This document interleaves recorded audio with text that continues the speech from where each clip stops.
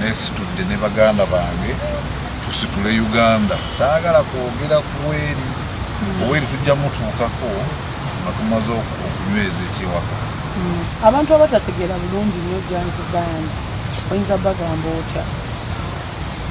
Essaawa ya leero omuntu atategeera Janzi baba bamuzadde bubi kubanga kyemmanyi emyaka 10+ Janzi Band ebadde tukubye buli wamu nga tukubye emikolo gy'abantu ffe olaba nga tusanyusizza bantu bali eyo mu bufumbo katusobola kunywa nti batumanyi nga n'ebifaananyi byabwe mu nnyumba zaabwe bakola ki oyo abatatumanyi abatayagala kutumanya.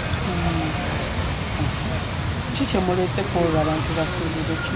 Olunaku olwo tuleese ekyenjawulo konsati tuzirabye tuzibyeko tuzze ne tukubako awamu ebimu ne tubikuba ebimu ne tutabikuba. Ku luno twagala kusitula ebivuga byaffe nga bwe tubikuba tubiteeke ku stage tubikubire bannayuganda tubannyonnyole kino ekivuga because si buli munnayuganda nti amanyi nti ewaffe gyenva oba ebusoga wavaayo instrument bwet era esobola okuba ne value bwet in the music industry. Kino si kyaffe bono tukuza industry yaffe yonna naye nga tulina ebintu ebirala bye tugamba nti ate zino instrument nga tuzirese eri. Tunyumira nnyo akatongoliko kuba mu kibunoomu ne munnaaki namagaa nedda eyo sentongooli ndingidi.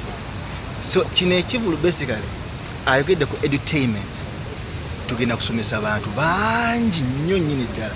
In fact n'amasomero galina otuyita so that tusomesa bino ebintu. Bantu bangi bagenda bavaawo baleeta instruments ate z'abazungu nofuna ate ezaffe ezawano ezisobola tuyamba nnyo nnyini ddala in concept of in terms of like endingidi nganze personally njagala nnyo because whenever I play it buli wenjikuba mpuliranga ebizibu byange byonna bigenze.